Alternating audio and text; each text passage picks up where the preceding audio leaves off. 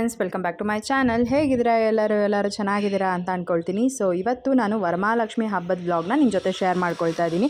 Last ವ್ಲಾಗ್ನಲ್ಲಿ ನಾನು ವರಮಹಾಲಕ್ಷ್ಮಿ ಹಬ್ಬದ preparation ವ್ಲಾಗ್ನ ಶೇರ್ ಮಾಡ್ಕೊಂಡಿದ್ದೆ. ಆಲ್ಮೋಸ್ಟ್ ಗ್ಯಾಪೇನೇ ಆಯಿತು, ಒಂದು 2-3 ದಿನ ಆಯಿತು ನಾನು ವ್ಲಾಗ್ ಅಪ್ಲೋಡ್ ಮಾಡಿ. ರೆಗ್ಯುಲರ್ ಆಗಿ ವ್ಲಾಗ್ ಅಪ್ಲೋಡ್ ಮಾಡೋದಕ್ಕೆ ಆಗ್ತಾಯಿಲ್ಲ. ಒಂದು ಸ್ವಲ್ಪ ದಿನ ಆದಮೇಲೆ ಎಲ್ಲ ರೆಗ್ಯುಲರ್ ಆಗಿ ಆಗುತ್ತೆ. ಸದ್ಯ ನಾನು ಇವಾಗ ವರಮಹಾಲಕ್ಷ್ಮಿ ಹಬ್ಬದ ವ್ಲಾಗ್ನ ಶೇರ್ ಮಾಡ್ಕೊಳ್ಬೇಕಾಗಿತ್ತು.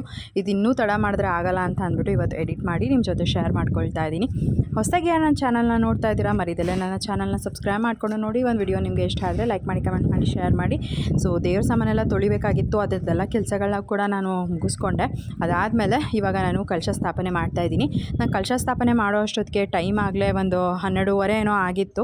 ಸರಿ, 12 ಗಂಟೆ ಮೇಲೆ ನಾವು ಯಾವಾಗ ಬೇಕಾದರೂ ಲಕ್ಷ್ಮಿನ ಕೂರಿಸ್ಬೋದು, ಅದು ಶುಕ್ರವಾರಕ್ಕೆ ಸೇರುತ್ತೆ ಅಲ್ವಾ. ಹಾಗಾಗಿ ನಾನು ಹೇಗಿದ್ದರೂ ದೇವರಿಗೆಲ್ಲ ರೆಡಿ ಮಾಡ್ಕೊಳ್ಬೇಕು, ಮತ್ತು ಟೈಮ್ ಆಗೋಗ್ಬಿಟ್ರೆ ಆಗಲ್ಲ. ಮಾರನೇ ದಿವಸ ಕೂಡ ನೈಟೇ ಎಲ್ಲ ನೀಟಾಗಿ ದೇವರಿಗೆ ಸೀರೆಲ್ಲ ಉಡಿಸಿ ರೆಡಿ ಮಾಡಿ ಇಟ್ಬಿಡೋಣ ಅಂತ ಅಂದ್ಕೊಂಡೆ.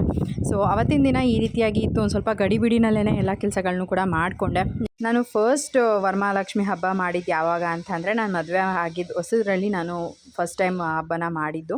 ಅಲ್ಲಿಂದ ನಾನು ಇಲ್ಲಿವರೆಗೂ ಕೂಡ ಹಬ್ಬನ ಹಾಗೆ ಕಂಟಿನ್ಯೂ ಮಾಡ್ಕೊಂಡು ಬರ್ತಾಯಿದ್ದೀನಿ. ಆಲ್ಮೋಸ್ಟ್ ಇದು 6ನೇ ವರ್ಷ ಅಂತ ಅಂದ್ಕೊಳ್ತೀನಿ. ಫಸ್ಟ್ ವರ್ಷ ಬಂದು ನಾನು ನಮ್ಮ ಅತ್ತೆ ಮನೆಯಲ್ಲಿ ಲಕ್ಷ್ಮಿನ ಕೂರಿಸಿದ್ದೆ. 2ನೇ ವರ್ಷ ಕೂಡ ನಾನು ಅಲ್ಲೇ ಕೂರಿಸೋಣ ಅಂತ ಅಂದ್ಕೊಂಡು ನಮ್ಮ ಅತ್ತೆಗೆ ಹೇಳಿದೆ, ಈ ರೀತಿಯಾಗಿ ಮನೆಯೆಲ್ಲ ಕ್ಲೀನ್ ಮಾಡ್ಕೊಳ್ಳುತ್ತೆ, ವರಮಹಾಲಕ್ಷ್ಮಿ ಹಬ್ಬ ಬರ್ತಾಯಿದೆ ಅಲ್ವಾ ಅಂತ. ಆಮೇಲೆ ನಮ್ಮ ಅತ್ತೆ ಹೇಳಿದ್ರು, ಇಲ್ಲಮ್ಮ ನೀನೇ ಕೂರಿಸ್ತಾ ಇದ್ದಿದ್ದು ಅಲ್ವಾ, ನಿಮ್ಮ ಮನೆಯಲ್ಲಿ ನೀನೇ ಅದನ್ನು ಅಭ್ಯಾಸ ಮಾಡ್ಕೊಂಡು ಹೋಗು, ನನಗೆ ಅಷ್ಟೊಂದೆಲ್ಲ ಇವಾಗ ಆಗಲ್ಲ, ಕೆಲಸಕ್ಕೆ ಹೋಗ್ತಾ ಇದ್ದೀನಿ ಅಲ್ಲ ಬೇರೆ ಅಂತೆಲ್ಲ ನಮ್ಮ ಅತ್ತೆನೂ ಹೇಳಿದ್ರು. ಸರಿ ಇನ್ನೇನು ಅವ್ರು ಹೇಳ್ತಾ ಇದ್ದಾರಲ್ಲ ಅಂದ್ಬಿಟ್ಟು ನಾನು ನಮ್ಮ ಮನೆಯಲ್ಲೇ 2ನೇ ವರ್ಷ ಹಬ್ಬನ ಮಾಡಿದೆ. ಸೊ ಹೀಗೆ ನಮ್ಮ ಮನೆಯಲ್ಲಿ ವರಮಹಾಲಕ್ಷ್ಮಿ ಹಬ್ಬ ನಾನು ಮಾಡೋದಕ್ಕೆ ಶುರು ಮಾಡ್ಕೊಂಡಿದ್ದು. ಒಂಥರ ಖುಷಿ ಆಗುತ್ತೆ. ಅಲ್ಲಿಂದ ಇಲ್ಲಿವರೆಗೂ ಕೂಡ ನಮಗೆ ತುಂಬಾ ಒಳ್ಳೆಯದಾಗಿದೆ ಅಂತ ಹೇಳ್ಬೋದು. ಮದುವೆಗೆ ಮುಂಚೆ ಬಂದು ನಾನು ನಮ್ಮ ಅಮ್ಮನ ಮನೆಯಲ್ಲೂ ಕೂಡ ಅಷ್ಟೇ, ಎಲ್ಲ ಅಕ್ಕಪಕ್ಕದ ಮನೆಯಲ್ಲೆಲ್ಲ ಲಕ್ಷ್ಮಿ ಕೂರಿಸ್ತಾರೆ, ಮಮ್ಮಿ ನಾವು ಕೂಡ ಲಕ್ಷ್ಮಿ ಕೂರಿಸೋಣ, ಅದೊಂಥರ ಚೆನ್ನಾಗಿರುತ್ತೆ. ಲಕ್ಷ್ಮಿಗೆ ಡೆಕೋರೇಟ್ ಮಾಡೋದು ಆಗಿರ್ಬೋದು, ಅಲಂಕಾರ ಮಾಡೋದಾಗಿರ್ಬೋದು, ಅದೆಲ್ಲ ತುಂಬಾ ಚೆನ್ನಾಗಿರುತ್ತೆ. ನಾವು ಕೂಡ ಹಬ್ಬ ಮಾಡೋಣ ಅಂತ ನಾನು ನನ್ನ ತಂಗಿ ಹೇಳಿದ್ಮೇಲೆ ನಮ್ಮ ಅಮ್ಮನೂ ಕೂಡ ಹಬ್ಬ ಮಾಡೋಣ ಅಂತ ಅವತ್ತಿಂದ ಇಲ್ಲಿವರೆಗೂ ಕೂಡ ಲಕ್ಷ್ಮಿನ ಕೂರಿಸೋದಕ್ಕೆ ಶುರು ಮಾಡಿದ್ದು. ಸೊ ಇವಾಗ ಬಂದ್ಬಿಟ್ಟು ನನ್ನ ತಂಗಿ ಬಂದಿದ್ದಾಳೆ ಅಲ್ವಾ, ಅಲ್ಲಿ ಅಮ್ಮನ ಮನೆಯಲ್ಲಿ ನನ್ನ ತಂಗಿನೇ ಲಕ್ಷ್ಮಿ ಕೂರಿಸ್ತಾಳೆ, ಇಲ್ಲಿ ನಾನು ನಮ್ಮ ಮನೆಯಲ್ಲಿ ಲಕ್ಷ್ಮಿನ ಕೂರಿಸ್ತಾ ಇದ್ದೀನಿ. ಸೊ ಮುಂಚೆ ಎಲ್ಲ ಬಂದ್ಬಿಟ್ಟು ಅದೊಂಥರ ಚೆನ್ನಾಗಿರ್ತಿತ್ತು ಅಂತಲೇ ಹೇಳ್ಬೋದು. ನಾನು ನನ್ನ ತಂಗಿ ಇಬ್ಬರು ಕೂಡ ಲಕ್ಷ್ಮಿಗೆ ಅಲಂಕಾರ ಮಾಡ್ತಾಯಿದ್ವಿ. ಈ ಥರ ಬೇಡ ಅಂತ ನಮ್ಮ ಯೋಚನೆಯಲ್ಲಿ ನಾವೇ ಏನೋ ಡೆಕೋರೇಷನ್ ಮಾಡಿ ಅದನ್ನು ತುಂಬ ಚೆನ್ನಾಗಿ ಅಲಂಕಾರ ಮಾಡಿ ನಾವು ಪೂಜೆ ಮಾಡ್ತಾಯಿದ್ವಿ. ಬಟ್ ಇವಾಗ ನಾನು ನಮ್ಮ ಮನೆಯಲ್ಲಿ ಡೆಕೋರೇಷನ್ ಮಾಡಿ ನಾನು ಲಕ್ಷ್ಮಿನ ಕೂರಿಸಿ ಪೂಜೆ ಮಾಡ್ತೀನಿ. ಅಮ್ಮನ ಮನೆಯಲ್ಲಿ ನನ್ನ ತಂಗಿ ಲಕ್ಷ್ಮಿನ ಕೂರಿಸಿ ಅಂದರೆ ಅಮ್ಮನವ್ರಿಗೆ ಎಲ್ಲ ಸೀರೆ ಎಲ್ಲ ಉಡಿಸಿ ರೆಡಿ ಮಾಡ್ತಾರೆ. ಸೊ ಈ ರೀತಿಯಾಗಿ ತುಂಬ ಒಂಥರ ಚೆನ್ನಾಗಿರುತ್ತೆ. ಪ್ರತಿಯೊಂದು ವರ್ಷವೂ ಕೂಡ ನಾನು ಇಲ್ಲಿವರೆಗೂ ಅಂದ್ಕೊಳ್ಳೋದು ಏನು ಅಂತಂದರೆ, ನಾನು ಸ್ಟಾರ್ಟಿಂಗ್ ಡೇ ಯಾವಾಗ ಲಕ್ಷ್ಮಿ ಪೂಜೆ ಮಾಡಿದೆ ಅಂದರೆ ಮೊದಲನೇ ವರ್ಷ, ಅಲ್ಲಿಂದ ಇಲ್ಲಿವರೆಗೂ ನಮಗೆ ತುಂಬಾ ಒಳ್ಳೆಯದಾಗಿದೆ ಅಂತ ಹೇಳ್ಬೋದು. ಹಾಗೆಯೇ ಶ್ರಾವಣ ಮಾಸದಲ್ಲಿ 2ನೇ ಶುಕ್ರವಾರ ಹಾಗೆಯೇ 4ನೇ ಶುಕ್ರವಾರನೂ ಕೂಡ ಪೂಜೆ ಮಾಡ್ಬೋದು ಅಂತ ಹೇಳ್ತಾರೆ. ನಾನು ಯಾವತ್ತೂ ಕೂಡ 4ನೇ ವಾರ ತನಕ ಹೋಗಿಲ್ಲ. ನಾನು ಹಬ್ಬದ ದಿನ ಏನಿರುತ್ತೆ ಅವತ್ತಿನ ದಿನವೇ ನಾನು ಪುಣ್ಯ ಪೂಜೆ ಮಾಡೋದಕ್ಕೆ ಸಿಗುತ್ತೆ ಅಂತ ಹೇಳ್ಬೋದು. ಅದೊಂಥರ ನಿಜ. ಹಬ್ಬದ ದಿನ ಲಕ್ಷ್ಮೀನ ಕೂರಿಸಿ ಅಲಂಕಾರ ಮಾಡಿ ಪೂಜೆ ಮಾಡೋದೇ ಒಂಥರ ಚೆಂದ. ಬೇರೆ ಶುಕ್ರವಾರ ಎಲ್ಲ ಅಷ್ಟಾಗಿ ಹಬ್ಬ ಅಂತ ಅನಿಸೋದೇ ಇಲ್ಲ ಅಲ್ವಾ. ನಿಮಗೇನು ಅನಿಸುತ್ತೆ ಅಂತ ಕಮೆಂಟ್ ಮಾಡಿ. ಹಾಗೆಯೇ ನಿಮ್ಮ ಮನೆಯಲ್ಲಿ ನೀವು ಯಾವ ರೀತಿ ಹಬ್ಬನ ಸೆಲೆಬ್ರೇಟ್ ಮಾಡಿದ್ರಿ ಅಂತ ಕೂಡ ಕಮೆಂಟ್ ಮಾಡಿ ತಿಳಿಸಿ. ಸೊ ಇವಾಗ ನಾನು ಸೀರೆ ಉಡಿಸೋ ಅಷ್ಟೊತ್ತಿಗೆ ತುಂಬಾ ತಡ ಆಗೋಗ್ಬಿಟ್ಟಿತ್ತು. ಫಸ್ಟು ಒಂದ್ಸಲಿ ಸೀರೆನ ನೀಟಾಗಿ ಉಡಿಸ್ಕೊಂಡೆ, ಅದೇನೋ ನನಗೆ ಅಷ್ಟಾಗಿ ಸೆಟ್ ಆಗಲಿಲ್ಲ. ಮತ್ತೆ ಅದನ್ನು ರಿಮೂವ್ ಮಾಡಿಬಿಟ್ಟು ಇನ್ನೊಂದು ಸಾರಿ ಸೀರೆನ ಉಡಿಸಿದ್ದಾಯಿತು. ನನಗೇನಂತ ಅಂದರೆ, ನನಗೆ ಇಷ್ಟ ಆಗೋ ಥರ ಬರೋವರೆಗೂ ಕೂಡ ನಾನು ಚೇಂಜ್ ಮಾಡ್ತಾನೇ ಇರ್ತೀನಿ. ಅದು ಯಾವಾಗಲೂ ಕೂಡ ನಾವು ಸೀರೆ ಉಡಿಸಲ್ಲ ಅಲ್ವಾ, ಯಾವಾಗಾದರೂ ವರ್ಷಕ್ಕೊಂದ್ಸಲಿ ಈ ರೀತಿ ಸೀರೆ ಎಲ್ಲ ಉಡ್ಸೋದಕ್ಕೆ ಹೋದಾಗ ಒಂದು ಸ್ವಲ್ಪ ಅಭ್ಯಾಸ ತಪ್ಪಿರುತ್ತೆ, ಕರೆಕ್ಟಾಗಿ ಕೂಡ ಬರೋದಿಲ್ಲ. ಒಂದ್ಸಲಿ ನೀಟಾಗಿ ಉಡಿಸ್ಕೊಂಡು ನೋಡಿದ್ರೆ ಅವಾಗ ಏನಾದ್ರು ಚೆನ್ನಾಗಿತ್ತು ಅಂದರೆ ಅದು ಹಾಗೆ ಬಿಟ್ಬಿಡ್ತೀವಿ. ಏನಾದರೂ ಚೆನ್ನಾಗಿ ಬಂದಿಲ್ಲ ಅಂದರೆ ಚೇಂಜಸ್ ಮಾಡ್ತಾನೇ ಇರ್ತೀವಿ. ನಾನು ಕೂಡ ಅದೇ ರೀತಿಯಾಗಿಯೇ ಮಾಡ್ಕೊತಾ ಇದ್ದೀನಿ. ಸೊ ಇವಾಗ ನೋಡ್ಬೋದು ತುಂಬಾ ಚೆನ್ನಾಗಿ ಕಾಣಿಸ್ತಾ ಇತ್ತು. ನನಗೆ ಅದು ಡಾಬೆಲ್ಲ ಹಾಕಿದಾಗ ನೋಡೋದಕ್ಕೆ ಒಂಥರ ಚೆಂದ ಅಂತ ಅನಿಸುತ್ತೆ. ಅದರಲ್ಲೂ ಕೂಡ ಈ ಒಂದು ವರ್ಷ ಈ ಒಂದು ಸೀರೆ ತುಂಬಾ ಚೆನ್ನಾಗಿ ಕಾಣಿಸ್ತಾ ಇತ್ತು ಲಕ್ಷ್ಮಿಗಂತೂ. ಸೊ ನಿಮ್ಗೇನು ಅನ್ನಿಸ್ತು ಅಂತ ಕಮೆಂಟ್ ಮಾಡಿ ತಿಳಿಸಿ ಆಯಿತಾ. ಸೊ ನಾನಿಲ್ಲಿ ಏನು ಸೀರೆ ಉಡಿಸ್ತಾ ಇದ್ದೀನಿ ಅಲ್ಲ ದೇವರಿಗೆ, ನಾನು ಬ್ಲೌಸ್ ಪೀಸ್ ಏನು ಕಟ್ ಮಾಡಿಲ್ಲ, ಅದು ರನ್ನಿಂಗಲ್ಲೇ ಬರುತ್ತೆ ಅಲ್ವಾ, ನಾನು ಅದನ್ನೇನು ಕಟ್ ಮಾಡಲ್ಲ. ಸಪ್ರೇಟಾಗಿ ನಾನು ಬ್ಲೌಸ್ ಪೀಸ್ನ ತೊಗೊಂಡು ಬಂದು ದೇವರಿಗೆ ಇಡ್ತೀನಿ. ಸೊ ಕೆಲವೊಬ್ಬರು ಕಟ್ ಮಾಡಿಬಿಟ್ಟು ದೇವರಿಗೆ ಸೀರೆನ ಉಡಿಸ್ತಾರೆ. ಬಟ್ ನಾನು ಮುಂಚೆಯಿಂದನೂ ಕೂಡ ಸೀರೆಗೆ ಬ್ಲೌಸ್ ಏನು ಕಟ್ ಮಾಡ್ಕೊಳ್ಳಲ್ಲ, ಸಪ್ರೇಟಾಗಿ ತೊಗೊಂಡು ಬಂದು ದೇವರಿಗೆ ಪೂಜೆ ಮಾಡ್ಕೊಳ್ತೀನಿ. ಸೊ ಫಸ್ಟ್ ನಾನು ಇಲ್ಲಿ ದೇವರಿಗೆ ಕೈನ ಇಟ್ಬಿಟ್ಟು ಮುಖವಾಡ ಇಟ್ಟು ನೋಡ್ತಾ ಇದ್ದೀನಿ ಯಾವ ರೀತಿ ಕಾಣಿಸ್ತಾ ಇದೆ ಅಂತ ಅಂದ್ಬಿಟ್ಟು. ಬಟ್ ನಾನು ಅಂದ್ಕೊಂಡಿದ್ದೇನೋ ಒಂಥರ ಡಿಫ್ರೆಂಟ್ ಆಗಿದೆಯಲ್ಲ ಅಂತ ಅಂದ್ಬಿಟ್ಟು ಆಮೇಲೆ ನೆನಪಾಯಿತು, ಹೌದು ನಾನು ಬ್ಲೌಸ್ ಪೀಸ್ನ ಕೈಗೆ ಸುತ್ತೇ ಇಲ್ಲ ಅಂತ. ಆಮೇಲೆ ಅದು ನೆನಪಾಗಿ ನಾನು ಮತ್ತೆ ಕೈನ ತೆಗೆದು ಬ್ಲೌಸ್ ಪೀಸ್ನ ಸುತ್ತಿ ಮತ್ತೆ ಕೈನ ಅಟ್ಯಾಚ್ ಮಾಡಿದ್ದಾಯಿತು. ಸೊ ಈ ರೀತಿಯಾಗಿ ನಾನು ನೈಟ್ ಎಲ್ಲ ಕೆಲಸಗಳನ್ನ ಮಾಡಿ ಮುಗಿಸ್ಕೊಂಡೆ. ಅದಾದಮೇಲೆ ಮತ್ತೆ ಕಸ ಗುಡಿಸು, ಮನೆ ಒರೆಸು ಈ ಥರದ್ದೆಲ್ಲ ಇದ್ದೇ ಇರುತ್ತೆ ಅಲ್ವಾ. ಸೊ ಅದನ್ನೆಲ್ಲ ಮಾಡ್ಕೊಳ್ಳೋ ಅಷ್ಟೊತ್ತಿಗೆ ಬೆಳಗ್ಗೆ ಆಗೋಯಿತು. ಸೊ ಇವಾಗ ನಾನು ಪೂಜೆ ಮಾಡ್ತಾಯಿದ್ದೀನಿ. ನಾನು ರೆಡಿಯಾಗಿ ಬಂದು ನಾನು ಪೂಜೆ ಮಾಡೋದು ಯಾವಾಗಲೂ ಕೂಡ ದೇವ್ರು ನಮ್ಗೆ ಏನು ಕೊಟ್ಟಿರ್ತಾರೋ ಅದರೊಳಗೆ ಅರ್ಧ ಭಾಗದಷ್ಟಾದ್ರೂ ನಾವು ಚೆನ್ನಾಗಿ ರೆಡಿ ಆಗಬೇಕು ಅನ್ನೋದು ನನ್ನ ಒಂದು ಆಸೆ ಅಂತಲೇ ಹೇಳ್ಬೋದು. ನಾನು ಯಾವತ್ತೂ ಕೂಡ ವರಮಹಾಲಕ್ಷ್ಮಿ ಹಬ್ಬದ ದಿನ ಸೀರೆ ಉಟ್ಕೊಳ್ದಲೆ ಏನೂ ಒಡವೆ ಹಾಕೊಳ್ದಲೆ ಅಂತೂ ನಿಜ ಪೂಜೆ ಮಾಡಲ್ಲ. ಅದೇನೋ ಒಂಥರ ನನಗೆ ನಾನು ನಂಬಿರೋದು ಏನು ಅಂತ ಅಂದರೆ, ನಮಗೆ ದೇವ್ರು ಏನು ಕೊಟ್ಟಿರ್ತಾರೆ ನಾವು ಅದನ್ನು ಆದಷ್ಟು ಮಟ್ಟಿಗೆ ಹಾಕ್ಕೊಂಡು ಪೂಜೆ ಮಾಡಬೇಕು ಅಂತ ಅಷ್ಟೇನೆ. ದೇವ್ರು ನಮಗೆ ಚೆನ್ನಾಗಿ ಒಡವೆ ಎಲ್ಲ ಕೊಟ್ಟಿರ್ತಾನೆ ಅಲ್ವಾ. ನಾವು ಏನೂ ಇಲ್ಲದಂತೆ ದೇವ್ರ ಹತ್ರ ಕುತ್ಕೊಂಡು ಪೂಜೆ ಮಾಡಿದಾಗ ದೇವರು ಏನಕ್ಕೆ ನಾನೆಲ್ಲ ಕೊಟ್ಟಿದ್ದೀನಿ ಇವಳಿಗೆ, ಇವಳು ಏನೂ ಹಾಕೊಳ್ದಲ್ಲೇ ಪೂಜೆ ಮಾಡ್ತಾಳಲ್ಲ ಅಂತ ಏನಾದರೂ ರಿವರ್ಸಾಗಿ ಆಶೀರ್ವಾದ ಮಾಡಿಬಿಟ್ರೆ ಅನ್ನೋದಕ್ಕೋಸ್ಕರ ಅದೊಂದು ನಂಬಿಕೆ ನನಗೆ ಅಷ್ಟೇನೆ. ಎಲ್ಲ ಏನಿರುತ್ತೆ ಅದನ್ನು ಹಾಕ್ಕೊಂಡು ನಾನು ಪೂಜೆ ಮಾಡ್ತೀನಿ. ಕೆಲವೊಂದಷ್ಟು ಚಿನ್ನದ ಒಡವೆಗಳನ್ನೆಲ್ಲ ನಾನು ದೇವರಿಗೆ ಕೂಡ ಹಾಕ್ತೀನಿ. ಈ ಒಂದು ವರ್ಷವೂ ಕೂಡ ಅಷ್ಟೇ ತುಂಬಾ ಒಂಥರ ಖುಷಿ ಆಗ್ತಾಯಿತ್ತು ನನಗೆ. ಹೋದ ವರ್ಷ ನಾನು ಒಂದು ಬೇಡಿಕೆನ ಇಟ್ಕೊಂಡು ದೇವ್ರ ಹತ್ರ ಪೂಜೆ ಮಾಡಿದ್ದೆ, ಏನೂ ಪ್ರಾಬ್ಲಮ್ ಆಗದಂತೆ ನಾವು ನಮ್ಮ ಮನೆ ಕನ್ಸ್ಟ್ರಕ್ಷನ್ ಮಾಡಬೇಕು, ನಿನ್ನ ಆಶೀರ್ವಾದದಿಂದ ಎಲ್ಲನೂ ಚೆನ್ನಾಗಿ ಹೋಗಬೇಕು ಅಂತ ಅಂದ್ಕೊಂಡು ನಾನು ಕೇಳ್ಕೊಂಡಿದ್ದೆ ವರಮಹಾಲಕ್ಷ್ಮಿ ಹಬ್ಬದಲ್ಲಿ. ಈ ವರ್ಷ ಅದು ಆಲ್ಮೋಸ್ಟ್ ಆಲ್ ಎಲ್ಲನೂ ಆಗಿದೆ ಅಂತಲೇ ಹೇಳ್ಬೋದು. ಈ ಥರ ನೋಡೋದಕ್ಕೆ ತುಂಬ ಖುಷಿ ಆಗುತ್ತೆ ಅಲ್ವಾ. ನಾನು ಹೋದ ವರ್ಷ ಏನು ಬೇಡ್ಕೊಂಡಿದ್ದೆ ಆ ತಾಯಿ ನನಗೆ ಅದನ್ನು ಕೊಟ್ಟಿದ್ದಾರೆ, ಅದಕ್ಕೆ ನಾನು ತುಂಬ ಖುಷಿಯಾಗಿದ್ದೀನಿ ಅಂತಲೇ ಹೇಳ್ಬೋದು. ಸೊ ನಾನಂತೂ ನಿಜವಾಗ್ಲೂ ಹೋದ ವರ್ಷ ಏನು ಬೇಡ್ಕೊಂಡಿರ್ತೀನಿ ಅದು ಈ ವರ್ಷ ಆಗಿದ್ರೆ ನಾನು ನಿಜವಾಗ್ಲೂ ಫಸ್ಟ್ ಲಕ್ಷ್ಮಿನ ಕೂರಿಸೋವಾಗ ಥ್ಯಾಂಕ್ಸ್ ಹೇಳಿ ಅದಾದಮೇಲೆ ಇನ್ನೊಂದು ಕೋರಿಕೆನ ಬೇಡ್ಕೊಂಡು ನಾನು ಲಕ್ಷ್ಮಿನ ಕೂರಿಸ್ತೀನಿ. ಮನುಷ್ಯನ ಆಸೆಗಂತೂ ಮಿತಿನೇ ಇಲ್ಲ. ನಾವು ಇದೊಂದಾದರೆ ಇನ್ನೊಂದು, ಇನ್ನೊಂದಾದರೆ ಇನ್ನೊಂದು ಬೇಡಿಕೆ ಅಂತೂ ದೇವ್ರ ಹತ್ರ ಬೇಡ್ಕೊತಾನೆ ಇರ್ತೀವಿ. ಬಟ್ ನಮಗೆ ಯಾವ್ದು ತುಂಬ ನೆಸಸರಿ ಇದೆ ಅದನ್ನು ದೇವರಲ್ಲಿ ಬೇಡ್ಕೊಳ್ಳೋದ್ರಲ್ಲಿ ತಪ್ಪಿಲ್ಲ ಅನ್ನೋದು ನನ್ನ ಭಾವನೆ. ಸೊ ನಿಮ್ಗೇನು ಅನ್ನಿಸುತ್ತೆ ಅಂತ ಕಮೆಂಟ್ ಮಾಡಿ ತಿಳಿಸಿ. ಸೊ ಇವಾಗ ನಾನು ದೇವರಿಗೆ ಅಲಂಕಾರ ಕೂಡ ಮಾಡ್ಕೊಂಡಿದ್ದಾಯಿತು. ಹಾಗೆಯೇ ಏನು ತಟ್ಟೆ ಸಾಮಾನೆಲ್ಲ ಜೋಡಿಸ್ಬೇಕಾಗಿತ್ತು ಅದನ್ನು ಕೂಡ ಎಲ್ಲ ರೆಡಿ ಮಾಡ್ಕೊಳ್ತಾ ಇದ್ದೀನಿ. ಜೀವನ್ ಕೂಡ ನನಗೆ ಹೆಲ್ಪ್ ಮಾಡಿ ಕೊಟ್ಟರು. ನೆನ್ನೆ ನೈಟ್ ಸೀರೆ ಉಡ್ಸೋವಾಗ್ಲೂ ಕೂಡ ಅಷ್ಟೇ ಅವರು ಕೂಡ ನನಗೆ ಸೀರೆ ಉಡ್ಸೋದ್ರಲ್ಲಿ ಎಲ್ಲ ಹೆಲ್ಪ್ ಮಾಡಿ ಕೊಟ್ಟರು ದೇವರಿಗೆ. ಅದೇನೋ ಒಂಥರ ಯಾರಾದರೂ ಜೊತೆಗಿದ್ದಾಗ ಹೆಲ್ಪಿಂಗ್ ಹ್ಯಾಂಡ್ ಅಂತ ತುಂಬ ಬೇಗನೆ ಕೆಲಸ ಮುಗ್ದೋಗ್ಬಿಡುತ್ತೆ. ಸೊ ನನಗೂ ಕೂಡ ಅದೇ ರೀತಿಯಾಗಿಯೇ ಬೇಗ ಕೆಲಸ ಮುಗಿಸ್ಕೊಳ್ಳೋಕ್ಕೆ ಜೀವನ್ ಕೂಡ ಹೆಲ್ಪ್ ಮಾಡಿದ್ರು.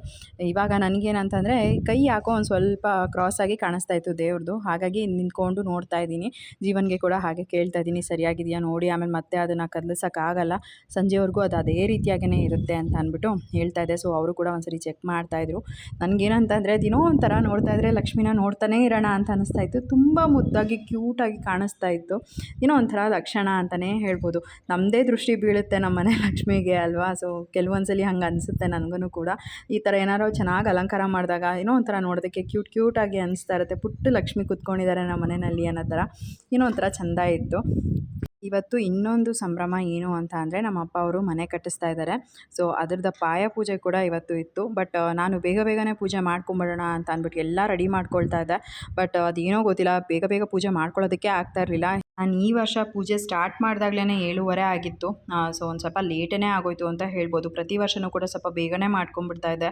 ಬಟ್ ಈ ವರ್ಷ ಸ್ವಲ್ಪ ನೈಟು ನಿದ್ದೆ ಬರ್ತಾಯಿತ್ತು ಅಂತ ಹೋಗಿ ಮಲ್ಕೊಂಡ್ಬಿಟ್ಟೆ. ಎಲ್ಲ ದೇವರಿಗೆ ಅಲಂಕಾರ ಮಾಡಿ ಬೆಳಗ್ಗೆ ಎದ್ದು ಪೂಜೆ ಮಾಡ್ಕೊಳ್ಳೋಣ, ಫ್ರೆಶ್ಶಾಗಿ ಸ್ನಾನ ಮಾಡಿಕೊಂಡು ಆಮೇಲೆ ದೇವ್ರಿಗೆ ಇನ್ನೇನೆಲ್ಲ ಅಲಂಕಾರ ಮಾಡಿದ್ದು ಕೂಡ ಆಗಿದೆ ಅಂತ ಅಂದ್ಬಿಟ್ಟು ಮಲ್ಕೊಂಡ್ಬಿಟ್ಟೆ. ಬೆಳಗ್ಗೆ ಎದ್ದು ಕಸ ಗುಡಿಸಿ ಮನೆ ಒರೆಸ್ಕೊಂಡು ಅದಾದಮೇಲೆ ನಾನು ಏನು ಪೆಂಡಿಂಗ್ ಕೆಲಸ ಎಲ್ಲ ಇತ್ತು, ತಟ್ಟೆ ಸಾಮಾನೆಲ್ಲ ಜೋಡಿಸ್ಕೊಳ್ಳೋದು ಆಗಿರ್ಬೋದು ಅಥವಾ ದೇವ್ರ ಮನೆನ ಅಲಂಕಾರ ಮಾಡ್ಕೊಳ್ಳೋದಾಗಿರ್ಬೋದು, ಅದನ್ನೆಲ್ಲ ನಾನು ಬೆಳಗ್ಗೆ ಮಾಡ್ಕೊಂಡಿದ್ದು.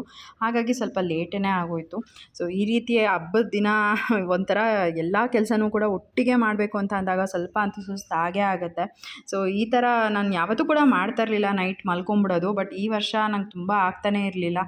ಯಾಕೋ ತುಂಬ ಕಾಲು ನೋವ್ತಾಯಿತ್ತು ಮತ್ತು ಸುಸ್ತು ಕೂಡ ಆಗ್ತಾಯಿತ್ತು ಅಂತ ಹೋಗಿ ಮಲ್ಕೊಂಡ್ಬಿಟ್ಟೆ. ಹಾಗಾಗಿ ಬೆಳಗ್ಗೆ ಪೂಜೆ ಕೂಡ ಸ್ವಲ್ಪ ಲೇಟೇ ಆಯಿತು. ಅಪ್ಪಗೂ ಕೂಡ ಎಬ್ಬರಿಸಿ ಅವನಿಗೂ ಕೂಡ ಸ್ನಾನ ಮಾಡಿಸಿ ರೆಡಿ ಮಾಡಿ ಇವಾಗ ಅವನು ಕೂಡ ಮನೆ ತುಂಬ ಓಡಾಡಿಕೊಂಡು ಹಬ್ಬನ ಸೆಲೆಬ್ರೇಟ್ ಮಾಡ್ತಾಯಿದ್ದಾನೆ.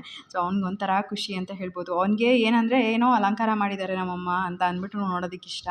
ಸೊ ಈ ರೀತಿ ಮಕ್ಳಿಗೆ ಯಾರಿಗೆ ತಾನೇ ಇಷ್ಟ ಆಗಲ್ಲ ಅಲ್ವಾ.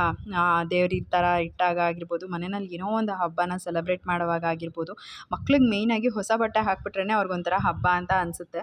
ಸೊ ಅಪ್ಪನೂ ಕೂಡ ಅಷ್ಟೇ, ಯಾಕೆ ಮಮ್ಮಿ ಇದೆಲ್ಲ ಮಾಡ್ತಾಯಿದ್ದೀರಾ ಅಂತ ಎಷ್ಟು ಕ್ಯೂಟಾಗಿ ಕೇಳ್ತಾ ಇದ್ದ. ಅದೊಂಥರ ಖುಷಿ ಆಯಿತು ನನಗೂ ಕೂಡ. ಅವನಿಗೆ ಅದನ್ನು ಹೇಳ್ತಾ ಇದ್ದೆ, ಲಕ್ಷ್ಮಿ ಕೂರಿಸಿದ್ದೀವಿ, ನೀನು ಕೈ ಮುಗಿಬೇಕು, ಅಲ್ಲಿ ಮುಟ್ಟಬಾರ್ದು ಆ ಥರ ಎಲ್ಲ ಹೇಳ್ಕೊಡುವಾಗ ಅವನು ಕೂಡ ಆಯಿತು ಅಂತ ಇದು ಮಾಡ್ತಾನೆ. ಅವನು ಒಂದೇ ಒಂದು ದಿನವೂ ಕೂಡ ಅಷ್ಟೇ ಈ ರೀತಿ ಪ್ರತಿ ವರ್ಷವೂ ಹಬ್ಬ ಮಾಡಿದಾಗ ಅದು ದೇವ್ರನ್ನ ಹೋಗಿ ಕದಲಿಸೋದಾಗಿರ್ಬೋದು, ಆ ಥರದ್ದೆಲ್ಲ ಏನೂ ಮಾಡಲ್ಲ. ಅವ್ನಿಗೊಂದ್ಸಲಿ ಹೇಳ್ಕೊಟ್ಬಿಟ್ರೆ ಅವನು ನೀಟಾಗಿ ಇರ್ತಾನೆ. ಅದೆಲ್ಲ ಹೋಗಿ ಏನು ಮುಟ್ಟೋದು ಆ ಥರ ಎಲ್ಲ ಏನೂ ಮಾಡಲ್ಲ. ಸೊ ಅಚ್ಚುಕಟ್ಟಾಗಿರ್ತಾನೆ ಅಂತ ಹೇಳ್ಬೋದು. ಸೊ ಅದಕ್ಕೋಸ್ಕರ ನಮ್ಮ ಮನೆಯಲ್ಲಿ ಈ ರೀತಿಯಾಗಿ ನಾವು ಹಾಲಲ್ಲಿ ಲಕ್ಷ್ಮೀನ ಕೂರ್ಸೋದಕ್ಕೆ ಒಂಥರ ಖುಷಿ ಆಗುತ್ತೆ. ಇಲ್ಲ ಅಂತ ಅಂದರೆ ಸ್ವಲ್ಪ ತರಲೆ ಇದ್ದರು ಮಕ್ಕಳು ಅಂತ ಅಂದರೆ ಆವಾಗ ದೇವ್ರ ಮನೆಯಲ್ಲೇ ಹೇಗೋ ಅಡ್ಜಸ್ಟ್ ಮಾಡಿ ಲಕ್ಷ್ಮೀನ ಕೂರಿಸ್ಬೇಕು. ಬಟ್ ಅಪ್ಪು ಏನು ಆ ಥರ ಮಾಡಲ್ಲ. ಅವನು ಒಂದ್ಸಲಿ ಹೇಳಿದ್ರೆ ಅವನು ಅರ್ಥ ಮಾಡ್ಕೊತಾನೆ. ಆ ಥರ ಎಲ್ಲ ಮುಟ್ಟೋದು, ದೇವ್ರನ್ನ ಎಳೆಯೋದು ಈ ಥರ ಎಲ್ಲ ಏನೂ ಮಾಡೋಕ್ಕೆ ಹೋಗಲ್ಲ. ಚಿಕ್ಕ ಮಗುವಿಂದನೂ ಅಷ್ಟೇನೆ. ಸೊ ಈ ರೀತಿಯಾಗಿ ಇದೆ ನಮ್ಮ ಮನೆಯಲ್ಲಿ ಹಬ್ಬ. ಸೊ ಎಲ್ಲನೂ ಪ್ರಿಪ್ರೇಷನ್ ಮಾಡಿಕೊಂಡು ನಾನು ಪೂಜೆ ಸ್ಟಾರ್ಟ್ ಮಾಡಿದಾಗ್ಲೇ 7:15 ಆಗಿತ್ತು. ಜೀವನ್ ಕೂಡ ಅದನ್ನೇ ಹೇಳ್ತಾಯಿದ್ರು, ಬೇಗ ಬೇಗ ಪೂಜೆ ಮಾಡಮ್ಮ, ಟೈಮ್ ಆಯಿತು, ಇನ್ನೂ ಅಲ್ಲಿ ಬೇರೆ ಹೋಗಬೇಕು ಅಂತ. ಬಟ್ ನನಗೇನಂದರೆ ಪಾಯ ಪೂಜೆ ಹೋಗಲಿಲ್ಲ ಅಂದರೂ ಪರವಾಗಿಲ್ಲ, ವರ್ಷಕ್ಕೊಂದ್ಸಲಿ ಹಬ್ಬ ಮಾಡೋದು ನಾವು ಅಚ್ಚುಕಟ್ಟಾಗಿ ಹಬ್ಬ ಮಾಡಬೇಕು, ತೃಪ್ತಿಯಾಗಿ ನಾನು ಹಬ್ಬ ಮಾಡಬೇಕು ಅನ್ನೋದು ಅಷ್ಟೇನೆ. ಬಟ್ ನಮ್ಮಪ್ಪ ಅಂತೂ ಬೇಜಾರು ಮಾಡ್ಕೊತಾರೆ. ಬಟ್ ಏನೂ ಮಾಡೋಕ್ಕಾಗಲ್ಲ. ನಾನು ಕೂಡ ಒಂದು ಸ್ವಲ್ಪ ತಪ್ಪು ಮಾಡಿದೆ, ನೈಟ್ ಹೋಗಿ ಮಲ್ಕೊಂಬಿಟ್ಟೆ. ಇಲ್ಲ ಅಂತ ಅಂದಿದ್ರೆ ಬೆಳಗ್ಗೆ ಬೇಗನೆ ನಮ್ಮ ಮನೆ ಕೆಲಸಗಳೆಲ್ಲ ಆಗೋಗ್ಬಿಡ್ತಾಯಿತ್ತು. ಇದೊಂದು ತಲೆನೋವು ಇರ್ತಾನೆ ಇರಲಿಲ್ಲ. ಸೊ ಇಷ್ಟೇನೆ.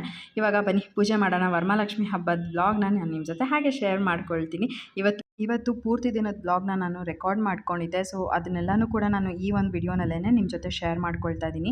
ಸೊ ಈಗ ಪೂಜೆ ಕೂಡ ಮಾಡ್ತಾಯಿದ್ದೀನಿ. ನನಗೆ ಇನ್ನೊಂದು ಏನು ಅಂತ ಅಂದರೆ, ಜೀವನ ಹಬ್ಬದ ದಿನ, ಅದರಲ್ಲೂ ಕೂಡ ವರಮಹಾಲಕ್ಷ್ಮಿ ಹಬ್ಬದ ದಿನ ನನ್ನ ಜೊತೆ ಮನೆಯಲ್ಲಿ ಇರಬೇಕು. ಅದೊಂಥರ ನನಗೆ ಖುಷಿ ಅಂತಲೇ ಹೇಳ್ಬೋದು. ಅದೇನೋ ಗೊತ್ತಿಲ್ಲ, ನನಗೆ 1-2 ಸಲ ಏನೋ ಅವರು ಆಫೀಸ್ಗೆ ಹೋಗಿದ್ದರು. ಆವಾಗ ಒಂದು ಸ್ವಲ್ಪ ಬೇಜಾರಾಗಿತ್ತು. ಏನೋ ಒಂಥರ ಹಬ್ಬ ಅಂತಲೇ ಅನ್ನಿಸ್ತಾ ಇರಲಿಲ್ಲ. ಬಟ್ ಆವಾಗಿಂದ ನಾನು ಹೇಳೋದಕ್ಕೆ ಶುರು ಮಾಡಿಬಿಟ್ಟೆ, ಇಲ್ಲ ಪ್ರತಿ ವರ್ಷ ವರಮಹಾಲಕ್ಷ್ಮಿ ಹಬ್ಬದ ದಿನ ಮನೇಲಿ ಇರಬೇಕು ಅಷ್ಟೇನೆ. ಯಾಕಂತಂದರೆ ನಾವು ಅಷ್ಟು ಚೆನ್ನಾಗೆಲ್ಲ ರೆಡಿ ಮಾಡಿರ್ತೀವಿ ದೇವ್ರನ್ನ, ಅದೇನೋ ಒಂಥರ ಸಂಭ್ರಮ ಸಡಗರನ್ನೆಲ್ಲ ಎಂಜಾಯ್ ಮಾಡಬೇಕು. ಅದನ್ನು ಬಿಟ್ಬಿಟ್ಟು ನಾನು ಲಕ್ಷ್ಮಿ ಕೂರಿಸಿ ಹಬ್ಬ ಮಾಡೋವಾಗ ಇವರು ಆಫೀಸ್ಗೆ ಹೋದರೆ ಅದು ಏನು ಚೆನ್ನಾಗಿರುತ್ತೆ ಅಲ್ವಾ. ಸೊ ಅದಕ್ಕೋಸ್ಕರ ಕೇಳಿದ್ದೆ, ಇವತ್ತೊಂದು ದಿನ ರಜಾ ಹಾಕ್ಕೊಳಕ್ಕಾಗತ್ತಾ ಅಂತ. ಬಟ್ ಅವರಿಗೆ ರಜಾ ಸಿಗಲ್ಲ ಅಂತ ಹೇಳಿದ್ರು ಫಸ್ಟು. ಆಮೇಲೆ ಪುಣ್ಯ ರಜಾ ಸಿಕ್ತು. ಸೊ ಹಾಗಾಗಿ ಅವರು ಕೂಡ ನನ್ನ ಜೊತೆ ಇದ್ದಾರೆ. ಇವತ್ತು ಆ್ಯಕ್ಚುಲಾಗಿ ಅವ್ರಿಗೆ ವರಮಹಾಲಕ್ಷ್ಮಿ ಹಬ್ಬ ಆ ಥರದಲ್ಲೆಲ್ಲ ಇರುವಾಗ ಅವ್ರಿಗೆ ರಜಾ ಕೊಡಲ್ಲ ಆಫೀಸಿಂದ. ಬೇರೆ ಟೈಮಲ್ಲೆಲ್ಲ ಅಂದರೆ ಏನು ನ್ಯಾಷನಲ್ ಹಾಲಿಡೇಸ್ ಇರುತ್ತೆ, ಅದಕ್ಕೆಲ್ಲ ಅವ್ರಿಗೆ ರಜಾ ಇರುತ್ತೆ. ನಾನು ಪೂಜೆ ಮಾಡಿದ್ದೆಲ್ಲ ಆಯಿತು. ಇವಾಗ ಜೀವನ್ ಪೂಜೆ ಮಾಡ್ತಾ ಇದ್ದಾರೆ. ಸೊ ಜೀವನ್ ಪೂಜೆ ಮಾಡಿದಾದಮೇಲೆ ನಾನು ವರಮಹಾಲಕ್ಷ್ಮಿ ಹಬ್ಬದ ವ್ರತದ ಬುಕ್ ಏನಿದೆ ಅದನ್ನು ಓದಬೇಕು. ಸೊ ಅದು ನಾನು ಫಸ್ಟಿಂದನೂ ಕೂಡ ಅಭ್ಯಾಸ ಮಾಡ್ಕೊಂಡು ಬಂದಿದ್ದೀನಿ. ನನಗೆ ಫಸ್ಟ್ ಪೂಜೆ ಮಾಡಿದ್ನಲ್ಲ ಆವಾಗ ನಂಗೆ ಗೊತ್ತಿರಲಿಲ್ಲ. ನಾರ್ಮಲಿ ಪೂಜೆ ಮಾಡಿಬಿಟ್ಟು ದೇವ್ರಿಗೆ ನೈವೇದ್ಯ ಮಾಡಿಬಿಡ್ತಾಯಿದ್ದೆ. ಬಟ್ ಆಮೇಲೆ ಗೊತ್ತಾಯಿತು, 2ನೇ ವರ್ಷದಿಂದ ಗೊತ್ತಾಯಿತು, ನಾವು ವರಮಹಾಲಕ್ಷ್ಮಿ ಹಬ್ಬದ ವ್ರತದ ಬುಕ್ನ ಓದಬೇಕು ಅವತ್ತಿನ ದಿನ ಅಂತ. ಸೊ ಅಲ್ಲಿಂದ ನಾನು ಅಭ್ಯಾಸ ಮಾಡ್ಕೊಂಡು ಬಂದಿದ್ದೀನಿ. ಒಂದು ಸ್ವಲ್ಪ ಈ ಒಂದು ಬುಕ್ನ ಓದೋವಾಗ ಅಷ್ಟು ಬೇಗ ನಾಲ್ಗೆ ಹೊರಳಲ್ಲ ಶ್ಲೋಕಗಳನ್ನೆಲ್ಲ ಹೇಳೋದಕ್ಕೆ. ಬಟ್ ವೈಭವಲಕ್ಷ್ಮಿ ಪೂಜೆ ಮಾಡೋವಾಗ ನನಗೆ ಆ ಥರ ಯಾವತ್ತೂ ಕೂಡ ಅನಿಸೇ ಇಲ್ಲ. ನಾನು ಪಟಪಟ ಅಂತ ಎಲ್ಲ ಶ್ಲೋಕಗಳು ಹೇಳ್ಕೊಂಡ್ಬಿಟ್ಟು ಬೇಗನೆ ಪೂಜೆ ಮಾಡಿಬಿಡ್ತಾಯಿದ್ದೆ. ಬಟ್ ಈ ಒಂದು ವ್ರತದ ಬುಕ್ ಏನಿದೆ ಅಂದರೆ ವರಮಹಾಲಕ್ಷ್ಮಿ ಹಬ್ಬದ ವ್ರತದ ಬುಕ್ಕು, ಅದೊಂದು ಸ್ವಲ್ಪ ಕಷ್ಟ ಅಂತ ಅನಿಸುತ್ತೆ. ಬಟ್ ಸ್ಟಾರ್ಟಿಂಗ್ ಓದೋದಕ್ಕೆ ಶುರು ಮಾಡಿದ್ರೆ ಅದನ್ನು ಕಂಪ್ಲೀಟ್ ಮಾಡೋವರೆಗೂ ಕೂಡ ಎದ್ದೇಳಬಾರ್ದು ಅಂತ ಹೇಳ್ತಾರೆ. ಸೊ ಅದೇ ಥರನೇ ನಾನು ಕಷ್ಟನೋ ಸುಖನೋ ಒಂದು ಸ್ವಲ್ಪ ಶ್ಲೋಕ ಮಿಸ್ಟೇಕ್ ಆದರೂ ಪರವಾಗಿಲ್ಲ ಅಂತ ಅಂದ್ಬಿಟ್ಟು ನೀಟಾಗಿ ಶ್ಲೋಕನ ಎಲ್ಲ ಓದ್ಕೊಂಡೆ. ಸೊ ಈ ರೀತಿಯಾಗಿ ನಾನು ವರಮಹಾಲಕ್ಷ್ಮಿ ಹಬ್ಬನ ಮಾಡ್ತೀನಿ. ಹಾಗೆಯೇ ಲಕ್ಷ್ಮಿ ಅಷ್ಟೋತ್ತರನ ಓದ್ಕೊಂಡು ಕುಂಕುಮಾರ್ಚನೆ ಕೂಡ ಮಾಡ್ಕೊಳ್ತೀನಿ. ಆ ಒಂದು ಕುಂಕುಮ ಏನಿರುತ್ತೆ ನಾನು ಒಂದು ಡಬ್ಬಿನಲ್ಲಿ ಹಾಕಿ ಎತ್ತಿಟ್ಕೊತೀನಿ. ಪ್ರತಿದಿನ ನಾನು ಆ ಒಂದು ಕುಂಕುಮನ ಯೂಸ್ ಮಾಡ್ಕೊಳ್ತೀನಿ. ಸೊ ಏನೋ ಒಂಥರ ಪಾಸಿಟಿವಿಟಿ ಅಂತ ಅನಿಸುತ್ತೆ ನನಗೆ. ಸೊ ಹಾಗಾಗಿ ನಾನು ಈ ರೀತಿಯಾಗಿ ಮಾಡ್ಕೊಳ್ತೀನಿ.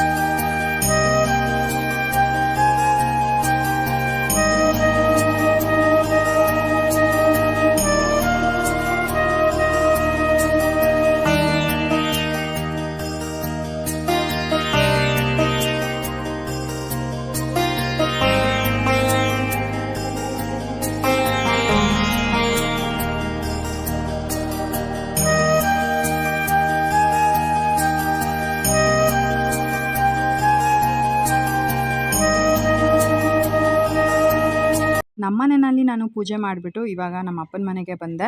ಅಲ್ಲಿ ಲಕ್ಷ್ಮಿನ ಯಾವ ರೀತಿ ಕೂರಿಸಿದ್ದಾರೆ ನೋಡೋಣ ಅಂತ. ಹಾಗೆಯೇ ನಾನು ಬರೋ ಅಷ್ಟೊತ್ತಿಗೆ ಪಾಯ ಪೂಜೆ ಕೂಡ ಆಗೇ ಹೋಗ್ಬಿಟ್ಟಿತ್ತು. ಆಮೇಲೆ ನಮ್ಮ ಅಪ್ಪ ಕೂಡ ಒಂದು ಸ್ವಲ್ಪ ಕೋಪ ಮಾಡ್ಕೊಂಡಿದ್ರು ಏನಕ್ಕೆ ಬಂದೇ ಇಲ್ಲ ಅಂತ ಅಂದ್ಬಿಟ್ಟು. ಬಿಕಾಸ್ ನಾನು ಕೂಡ ಪೂಜೆ ಮಾಡ್ತಾಯಿದ್ದೆ. ಇನ್ನು ಆ ಒಂದು ವರಮಹಾಲಕ್ಷ್ಮಿ ಹಬ್ಬದ ವ್ರತದ ಬುಕ್ನ ಓದೋವಾಗ ಮಧ್ಯದಲ್ಲಿ ಬಿಟ್ಟು ಬರಬಾರ್ದಲ್ವ, ಹಾಗಾಗಿ ನಾನು ಅದನ್ನು ಕಂಪ್ಲೀಟ್ ಮಾಡಬೇಕು ಅಂತ ಕೂತ್ಕೊಂಡೆ. ಅಲ್ಲಿ ಒಂದು ಸ್ವಲ್ಪ ನಮಗೆ ಟೈಮ್ ಆಗೋಯಿತು.